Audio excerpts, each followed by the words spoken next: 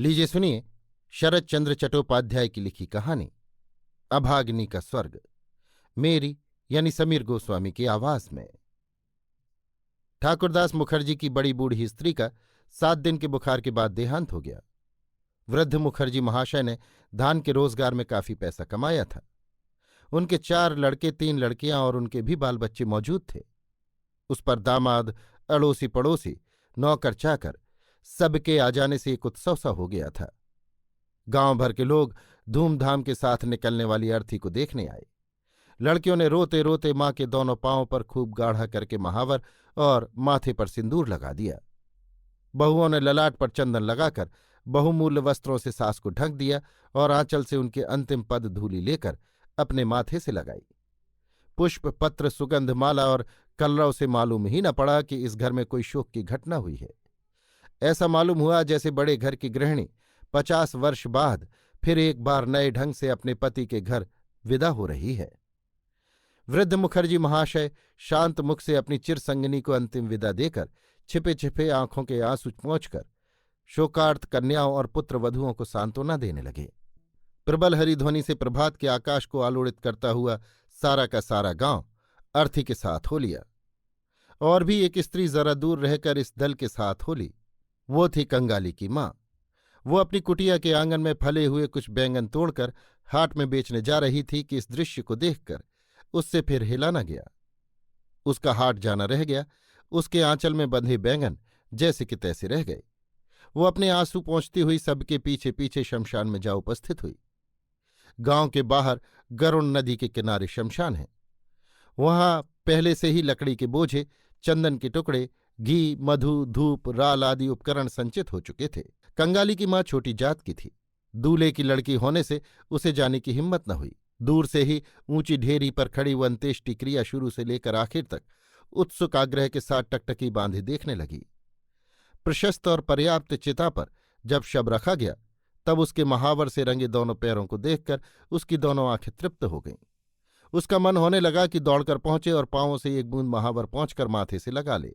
अनेक कंठों की हरिध्वनि के साथ जब पुत्र के हाथ की मंत्रपूत अग्नि से चिता जलने लगी तब उसकी आंखों से आंसुओं की झड़ी बंध गई। मन ही मन वो बार बार कहने लगी, भागवती माँ, तुम सुरग को जा रही हो, मुझे आशीर्वाद करती जाओ जिससे मैं भी इसी तरह कंगाली के हाथ की आग पा सकूं। लड़के के हाथ की आग, ये तो कोई मामूली बात नहीं। पति, पुत्र, कन्या, नाती, नातनी, दास, दासी, परिजन सबके सामने ये जो स्वर्गारोहण हो रहा है, इसे देखकर उसकी छाती फटने लगी। इस सौभाग्य की मानो वो कोई गिनती ही न कर सकी। सद्यः प्रज्वलित चिता का लगातार उठता हुआ जोर का धुआं नीले रंग की छाया फेंकता घूम घूम कर आकाश की ओर उड़ता जा रहा था। कंगाली की माँ को उसी में एक छोटे से रथ की मूर्ति मानो स्पष्ट दिखाई दी। उस रथ के चारों तरफ कितने ही चित्र अंकित हैं। उसकी चोटी पर तरह तरह की लताएं और पत्तियां लिपटी हुई है। उसके भीतर न जाने कौन बैठा है। चेहरा उसका पहचानने नहीं आता, परंतु माथे पर उसके सिंदूर की रेखा और पांवों में महावर लगा हुआ है। ऊपर की ओर देखते देखते कंगाली की माँ की आंखों से आंसुओं की धारा बह रही थी। इतने में एक 14-15 साल का लड़का उसकी धोती का पल्ला खींचता हुआ बोला, तू यहां खड़ी है अम्मा, रोटी नहीं बनाएगी? न चौंकी और उसकी तरफ मुड़कर देखा। कहा, बनाऊंगी रे। इसके बाद सहसा ऊपर की ओर उंगली दिखाकर व्यग्र स्वर से कहा, देख देख बेटा, ब्राह्मण माजी रथ में चढ़ के सुरग को जा रही हैं। लड़के ने आश्चर्य के साथ मुंह उठाकर कहा, कहाँ? कुछ देर तक अच्छी तरह देखभाल कर वो फिर बोला, तू पगली हो गई है माँ, वो तो धुआं है। इसके बाद वो गुस्सा होकर बोला, दोपहर तो हो गया, मुझे भूख नहीं लगती होगी क्या? और साथ साथ माँ की आंखों में आंसू देखकर बोला, ब्राह्मणी माँ मरी है तो तू क्यों रोए मरती है माँ? कंगाली की माँ को अब होश आया।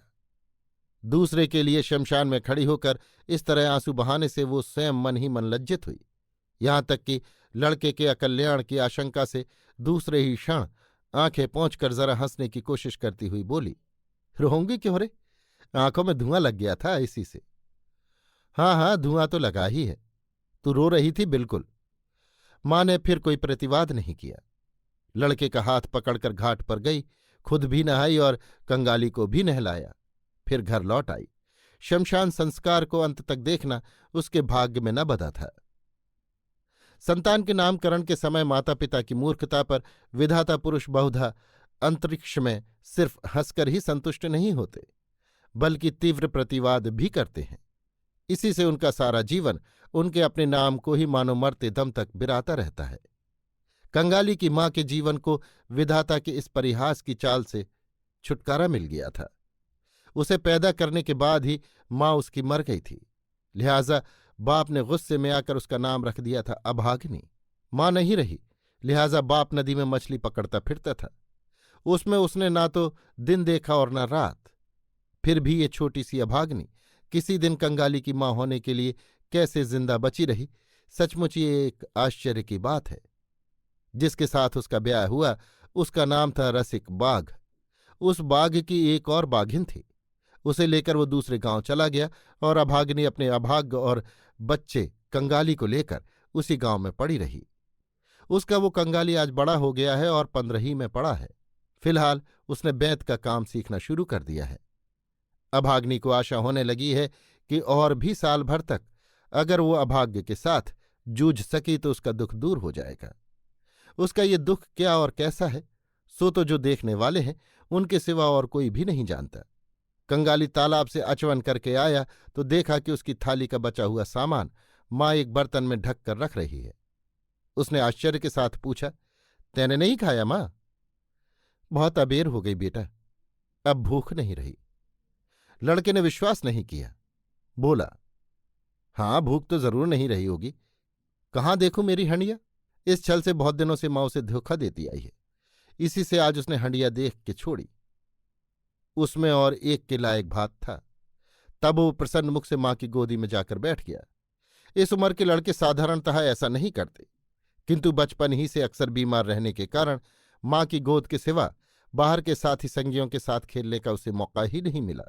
यहीं बैठकर उसे खेल कूद का अपना शौक मिटाना पड़ा है।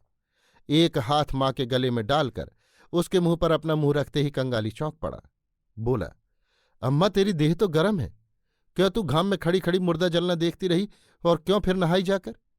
मुर्दा जलना तेने? माँ ने चट से लड़के का मुंह दाब कर कहा, छी बेटा, मुर्दा जलना नहीं कहते, पाप लगता है। सती लक्ष्मी माँ महारानी रथ में चढ़ के सुरग को गई हैं।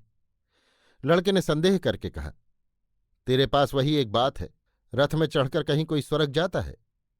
माँ ने कहा, मैंने तो अपनी आंखों से देखा बेटा। ब्राह्मण माँ जी रथ में बैठी थी, उनके लाल लाल पांव सबों ने देखे हैं रे। सबों ने देखे? हाँ, सबों ने देखे। कंगाली माँ की छाती से लगकर सोचने लगा। माँ का विश्वास करना ही उसका अभ्यास था, विश्वास करना ही उसने बचपन से सीखा है। उसकी माँ जब कह रही है सबों ने अपनी आंखों से इतनी बड़ी घटना देखी है, तब अविश्वास करने की कोई बात ही नहीं रह गई। थोड़ी देर बाद उसने आहिस्ते आहिस्ते कहा, तब तो तू भी माँ सुरग को जाएगी? बिंदु की माँ उस दिन राखाल की बुआ से कह रही थी, कंगाली की माँ जैसी सती लक्ष्मी दूलों में और कोई नहीं है। कंगाली की माँ चुप बनी रही। कंगाली उसी तरह धीरे धीरे कहने लगा, बप्पू ने जब तेरे को छोड़ दिया था तब कितने जनों ने निकाह करने के लिए तेरी खुशामद की थी, लेकिन तैने कहा नहीं। तू बोली कंगाली बना रहेगा तो मेरा दुख दूर हो जाएगा, फिर निकाह क्यों करूं? अच्छा अम्मा, तू निकाह करती तो मैं कहाँ जाता? मैं शायद भूखों मर जाता। माँ ने लड़के को दोनों हाथों से छाती में चिपका लिया। वास्तव में उस दिन से ऐसी सलाह कम लोगों ने नहीं दी, और जब इसके लिए किसी भी तरह राजी नहीं हुई तब ऊधमबाजी भी कम नहीं हुई। इस बात को याद करके अभाग्नि की आंखों से आंसू गिरने लगे। लड़के ने हाथ से माँ के आंसू पोंछते हुए कहा, कथनी बिछा दूं, माँ सोएगी? माँ चुप रही। कंगाली ने चटाई बिछाई, उस पर कंथड़ी बिछा दी। माँचे के ऊपर से वो छोटा तकिया उठा लाया, माँ का हाथ पकड़कर उस पर सुलाने ले चला। तब माँ ने कहा, कंगाली आज तू काम पर मत जा, रहने दे। काम पर नागा करने का प्रस्ताव कंगाली को बहुत ही अच्छा लगा, मगर बोला, जलपान के फिर 2 पैसे नहीं मिलेंगे माँ। मत मिलने दे, आ तुझे कहानी सुनाऊं। अधिक लोभ न दिखाना पड़ा। कंगाली माँ की छाती से लगकर पड़ रहा और बोला, सुना माँ, राजकुमार कोतवाल का बेटा और वही पक्षीराज घोड़ा। अभाग्नि ने राजकुमार कोतवाल पुत्र और पक्षीराज घोड़े से कहानी शुरू कर दी। ये सब उसकी बहुत दिनों की सुनी हुई और बहुत दिनों की कही हुई कहानियां थीं। परंतु कुछ ही क्षण बाद कहाँ गया उसका राजकुमार और कहाँ गया कोतवाल का बेटा। उसने ऐसी कहानी शुरू कर दी जो दूसरी से सीखी हुई नहीं थी, उसकी अपनी रचना थी। जैसे जैसे उसका बुखार बढ़ने लगा, माथे में गर्म खून का दौरा ज्यों ज्यों जोर का होने लगा, त्यों त्यों मानो वो नई नई कहानियों का इंद्रजाल रचती चली गई। भय विस्मय और पुलक के मारे मानो वो जोर से माँ के गले से लगकर उसकी छाती में समा जाने लगा। बाहर दिन डूब चुका था। सूर्य के अस्त होते ही संध्या की मिलान छाया धीरे धीरे गाढ़ी होकर चारों ओर व्याप्त हो गई। परंतु घर के भीतर आज दिया नहीं जला। गृहस्थ का अंतिम कर्तव्य पालन करने के लिए कोई नहीं उठा। निबिड़ अंधकार में सिर्फ रुग्ण माता का बाधाहीन गुंजन निस्तब्ध पुत्र के कानों में सुधा बरसाता चला गया। वही शमशान और शमशान यात्रा की कहानी थी वो। वही रथ, वही महावर से रंगे लाल लाल पांव, वही उसका स्वर्ग जाना। किस तरह शोक विभल पति अंतिम पदधूलि देकर रोते हुए विदा हुए, किस तरह हरिध्वनि के साथ लड़के माँ की अर्थी उठा ले गए, और फिर उसके बाद संतान के हाथ से आग। वो आग तो आग नहीं थी बेटा, वो तो हरि का रूप था। उसका आकाश भरा धुआं नहीं था बेटा, वो तो सुरग का रथ था। कंगाली छनन, बेटा मेरा। क्यों मां? तेरे हाथ की आग अगर पा गई बेटा, तो ब्राह्मण मां की तरह मैं भी सुरग को जा सकूंगी। कंगाली ने अस्फुट स्वर में सिर्फ इतना कहा, हट, ऐसा नहीं कहते। मां शायद उसकी बात सुन भी न सकी। वो गरम सांस छोड़ती हुई कहने लगी, तब छोटी जात होने से कोई नफरत न कर सकेगा, गरीब दुखी होने से फिर कोई रोक टोक न सकेगा। उफ, लड़के के हाथ की आग, रथ को तो आना ही पड़ेगा। लड़का मां के मुंह के ऊपर मुंह रखकर रुंधे हुए गले से बोला, ऐसा मत बोल मां, ऐसा मत बोल, मुझे बड़ा डर लगता है। मां ने कहा, और सुन कंगाली, तू अपने बाप्पू को एक बार पकड़ लाएगा, वे उसी तरह अपने पांव की धूल मेरे माथे से लगाकर मुझे विदा करेंगे। उसी तरह पांव में महावर, माथे पर सिंदूर। ये सब कौन करेगा बेटा? तू करेगा न रे कंगाली? तू ही मेरा लड़का है, तू ही मेरी लड़की है, तू ही मेरा सब है। कहते कहते उसने लड़के को अपनी छाती से चुपटा लिया। अभाग्नि के जीवन नाटक का अंतिम अंक समाप्त होने जा रहा है। उसका विस्तार ज्यादा नहीं, थोड़ा ही था। शायद अब तक 30 ही साल पार हुए होंगे या ना भी हुए हों। समाप्त भी हुआ वैसे ही मामूली तौर पर। गांव में वैद्य कोई न था, दूसरे गांव में एक वैद्य रहते थे। कंगाली जाकर रोया धोया, हाथ जोड़े पांव पड़ा और अंत में उसने एक लोटा गिरवी रखकर उन्हें 1 रुपया सलामी दी। मगर फिर भी वे आए नहीं। उन्होंने 4-5 गोलियां देकर टरका दिया। और उनका खटराग कितना! खरल, शहद, अदरक का सत, तुलसी के पत्तों का रस। कंगाली की मां ने लड़के पर गुस्सा होकर कहा, क्यों तू मुझसे पूछे बिना लोटा गिरवी रखाया बेटा? इसके बाद उसने गोलियां हाथ में लेकर सिर से लगाई और चूल्हे में डाल दी।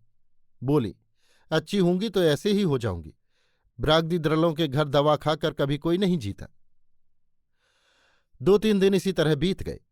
पड़ोसी लोग खबर पाकर देखने आए और अपने जाने हुए मुष्टि योग, हरिन का सींग का घिसा हुआ पानी, गट्टी कौड़ी जलाकर शहद के साथ चटाना इत्यादि अव्यर्थ औषधों का पता देकर सब अपने अपने काम से चले गए।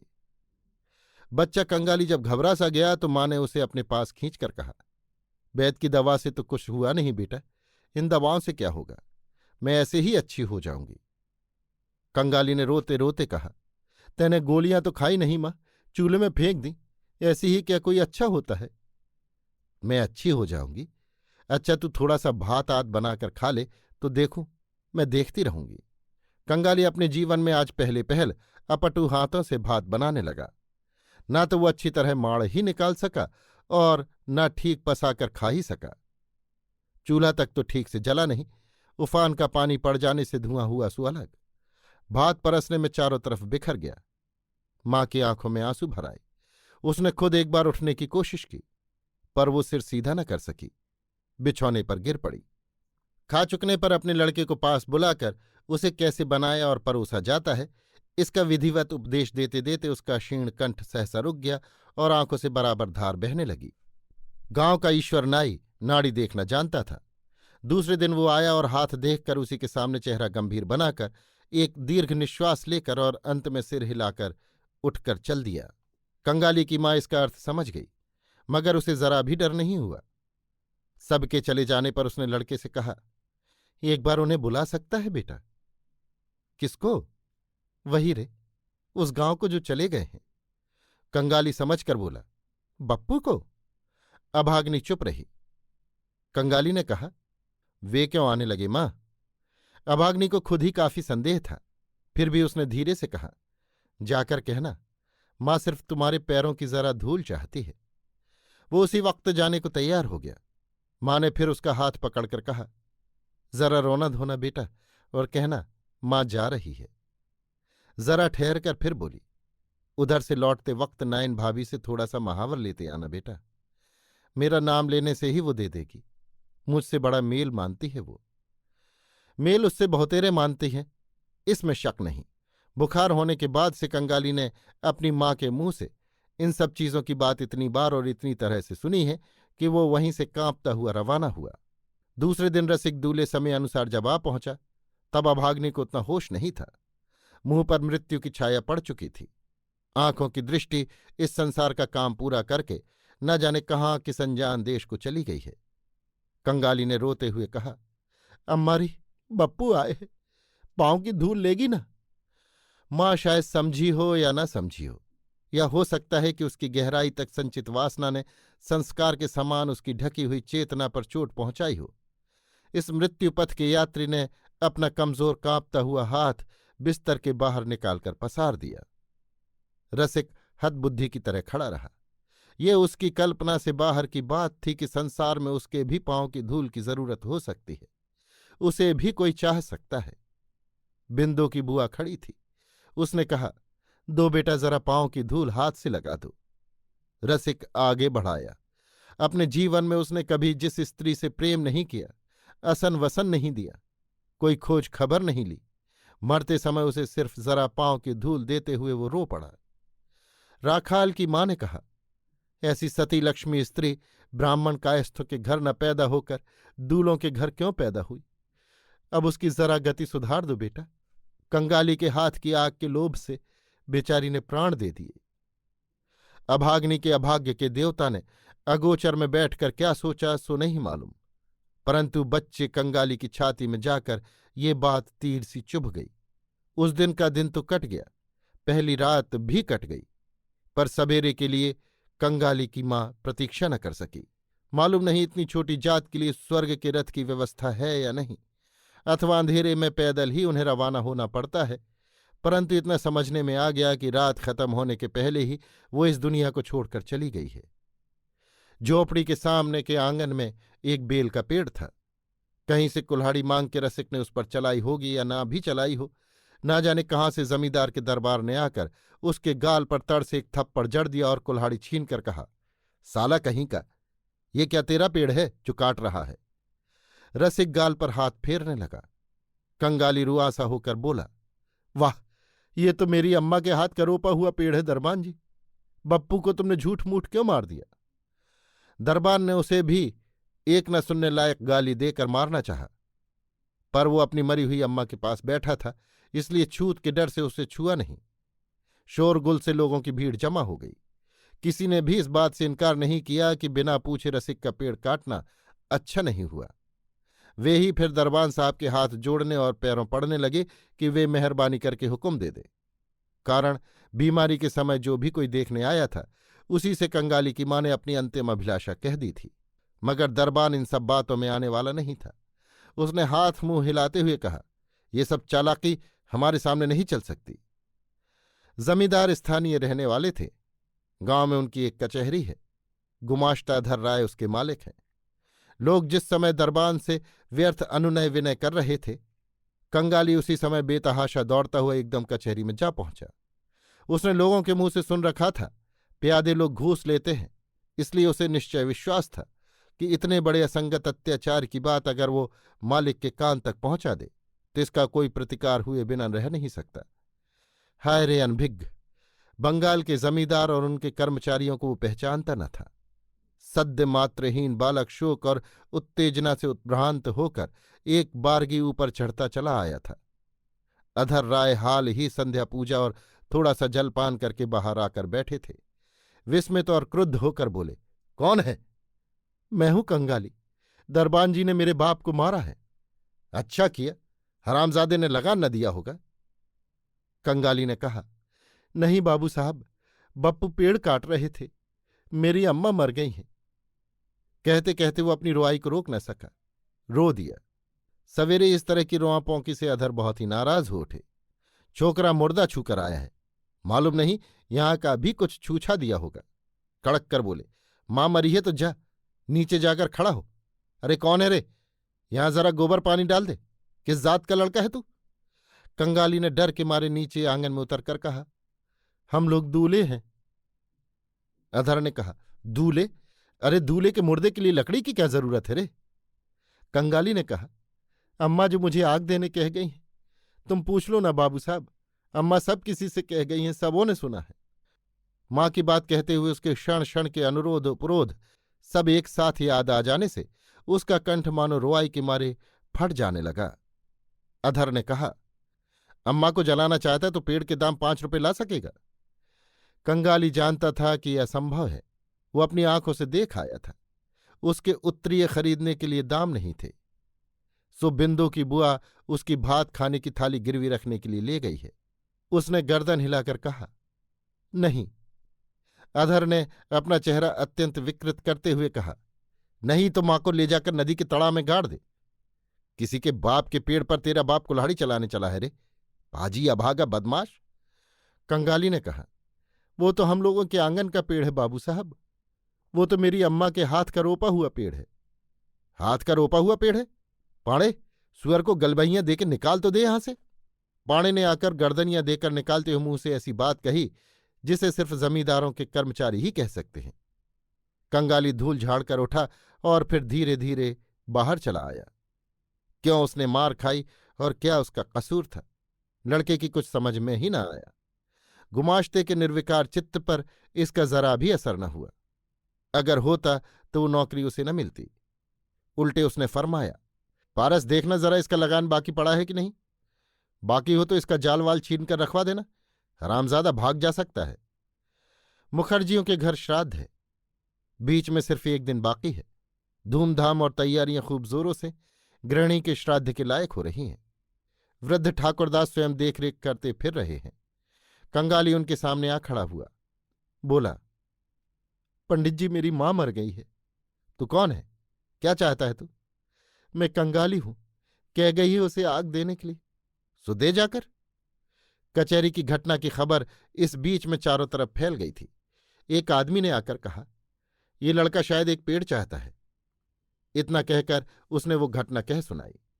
मुखर्जी साहब आश्चर्य और नाराजगी के साथ बोले, सुनो इसकी बात है।